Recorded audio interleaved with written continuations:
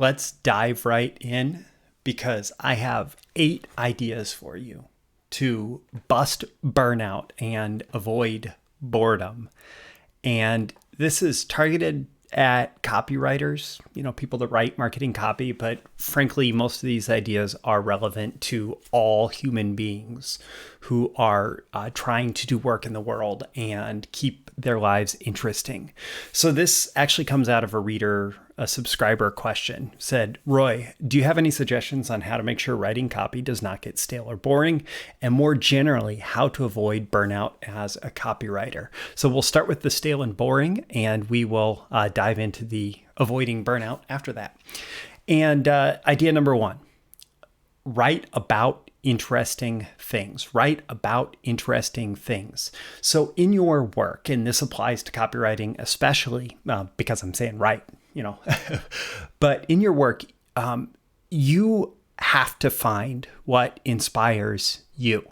You have to find what makes you interested. You have to find things that are interesting to you. You have to find stories that you find compelling.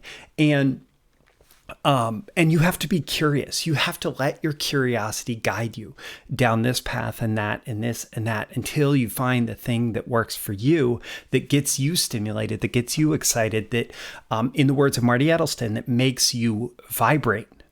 And when you find those things that are interesting to you, the great thing is that your work becomes more compelling to other people. So speaking about copywriting in particular, if you find the story that is incredibly compelling to you, your market is way more likely to be interested in that. Idea number 2. Be picky about the work you take on. So you want to avoid things being stale and boring.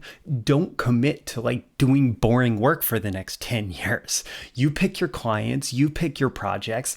It is up to you. You decide your destiny. So be picky about the work you take on, because when you are picky about the work you take on, that's what actually keeps work not stale and not boring. It keeps work interesting. And that comes down to the choices you make. Now, you have to do things to keep your pipeline full, to create a client business where you are bringing in lots of clients so that you can be picky, so that you can choose the work that you take on. But it's worth it, because that's how you're going to keep working with interesting clients, working on interesting projects, and things won't get stale or boring if you have a spread in front of you of 10 different projects you could take on, and you choose the one that is most compelling to you. Also, I would say, this is number 3. If you want to avoid things getting stale and boring, you have to embrace the challenge of your work. Now, for me, if I was just writing SEO copy, and I was writing just copy design. I was writing articles designed to just get the search engines interested. I really would not find that compelling, and that's why I don't do that work. I choose different work. I choose work where there is a challenge, where I'm doing more than just writing words. And so, for example, I'm trying to beat the control. I have a challenge where I have to write better copy than what is currently working best right now for the client. I'm writing copy that has to generate results. And so there's measurable feedback regarding the performance of my copy, and there's an extra challenge to that. Also, think about the challenge of changing lives. Whose lives are you going to change when your copy is a success? If you're selling products or services that actually solve a problem in your prospect's life, how is it going to make their life better by writing more effective copy? When you make it about more than just yourself, that's a great way to keep it from being stale and boring, because there's this greater purpose pulling you. And that kind of rolls into my first recommendation, or tip, idea number 4, in total, my first recommendation for avoiding burnout. So if you don't want to get burned out in terms of writing copy or doing any other work, you have to link it to your greater purpose. And so if you're actually a great example of this is Albert Lasker. Albert Lasker, when he started at the Lord and Thomas ad agency, he actually showed up and he got a job. And this was 100 years ago plus, but he knew that he wanted to work at the Lord and Thomas ad agency. And he got a job sweeping the floor just so he could get in the door. And that was tied to this greater purpose of, I want to be a part of this incredible ad agency. And so he made sweeping the floor tied to the greater purpose of becoming a part of this phenomenon in advertising that was growing in Chicago. And pretty soon, he started sweeping the floor, but I think it was within about 2 years. And this is just coming off the top of my head, so I may have some specific details a little bit off on the story. But I think within about 2 years, because of his ambition to really become a critical partner in the success of Lord and Thomas, he went from sweeping floors at this entry-level job to actually being a partner at the ad agency. And then he went on to bring in Johnny Kennedy and Claude Hopkins and build this into an ad agency that I'm talking about 100 years later. And so sweeping the floors was in fulfillment of his greater purpose in that moment. How can writing the copy that you need to write today be a fulfillment of your greater purpose, of your greater goals? And, for a while, your greater purpose may just be, I want to build some financial security. And then later, your greater purpose might be something completely different. It may be serving the market. It may be helping your community. It may be raising money for charity. It may be changing the world. I don't know what it is for you. You have to ask today, what's my purpose? But you can always then link back. How is the work that I have to do? How does the work that I have to do today tie into my greater purpose? How does it help me fulfill that greater purpose in my life? Which brings us to idea number 5, which is remove what drains you. So you want to avoid burnout. You have to remove the things that are draining your energy. So if you have a bad client, you got to let them go. If you have a bad project, you need to bring it to an end or get rid of it somehow. If there are bad tasks that still have to happen in your business, is it something that you can outsource, that you can hire an assistant for, that you can get done in some other way? If there's anything in your life that's not a hell yes, if you want to avoid burnout, the best thing that you can do is find a way to remove that from your life. If you think about it like pruning a plant, if there's like a dead bud on a plant and you remove that bud, it can help the plant grow healthier because it's no longer diverting nutrients to that dead bud. And you have to no longer divert your energy, your vital energy towards whatever is draining you. And so remove what drains you. That was idea number 5. Idea number 6 is organize. It is so unnatural for me to be organized and for me to be recommending being organized. But I know that for me, all of this works better. Everything in my life works better by first forcing the habit and then making it become more of a natural thing for me to have decent organization. And mostly organization comes down to having lists of things that need to get done and things that you need to remember. Mostly it comes down to that. Now, I do highly recommend in terms of staying on top of work, and work can be work in your personal life, it can be work in your professional life, staying on top of work and commitments that you make to yourself and others. I highly recommend the book Getting Things Done by David Allen. I'll include a link in the description with this video. It's absolutely the system that I follow. On my best days, I follow it really well. On my worst days, I still try to follow it.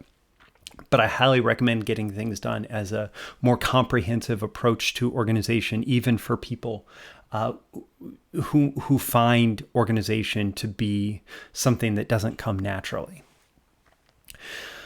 Let's see, idea number 7, shrink the change to get momentum. Shrink the change to get momentum. So what does that mean?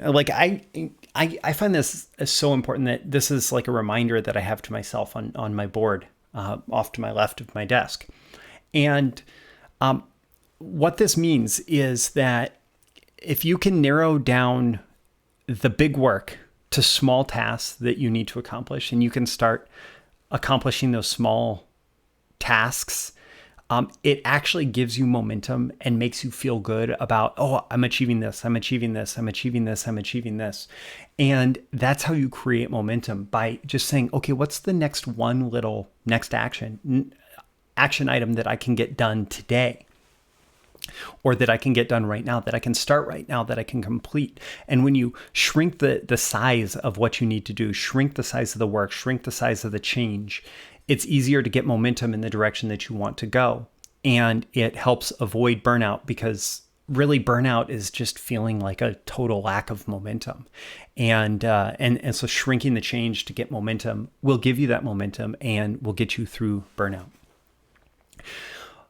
And the eighth idea is to practice resilience. Now, one thing that I will say this is like idea 7.5. Feeling tired is natural.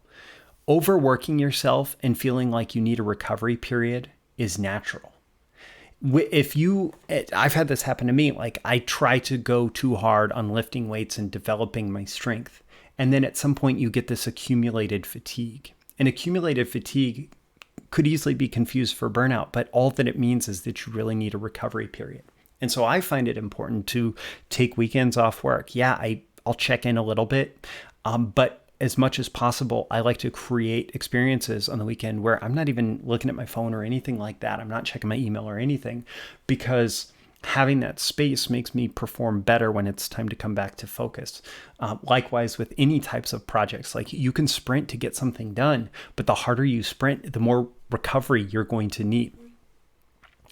And when you get good at this, like when you get good at working out, each workout does not create as much fatigue.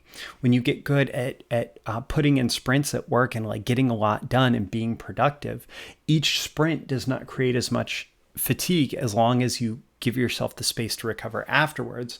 And that all plays into this idea of practicing resilience. So things like exercise can help build your personal resilience. Being able to just deal with emotional experiences and accepting that they come and watching them go builds your resilience. Breath work, which I recorded a video the other day about a breathing technique that can just help you release tension, release burnout, boredom, negative experience or negative feelings. Paying attention to your breath and doing intentional breath work can help. Meditation can help. I meditate daily every morning. It really does help with this. It helps clear my mind so that I can think and be intentional throughout my day. Setting personal challenges for yourself. Like, this is all part of practicing resilience. If you set a personal challenge for yourself and you work through it and you overcome it and you achieve that challenge, that can be incredibly helpful in developing your resilience.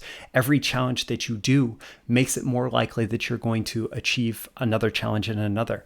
Anything that you can do for your personal growth and development to like become more of a grounded and resilient human being, it will help with this whole idea of wanting to avoid burnout, wanting to avoid boredom. It will also help you just be in touch with things like your greater purpose and wanting to know what that is, and really being able to listen to yourself, your inner self, your greater self, your subconscious, or, maybe for you, it feels like you're listening to messages from God or some higher being, whatever it is. When you practice resilience and you practice coming back to your center, and when you practice being, finding the stillness within, you're able to hear or feel an appropriate direction for your life that ties into the greater purpose, that ties into why you're here. And all of that, again, like all of these are, it's like a layer cake of things to bust burnout and avoid boredom. So I'll go through the list of 8 really quick again. So write about interesting things, or do interesting work, the stuff that makes you curious. Be picky about the work that you want to take on. You don't have to take on everything. Embrace the challenge that exists in the work. Link the work that you're doing to your greater purpose. remove what drains you, remove what makes you feel negative, get organized to stay on top of work and commitments that you have, shrink the change to get momentum, and practice resilience. So I hope this has been helpful.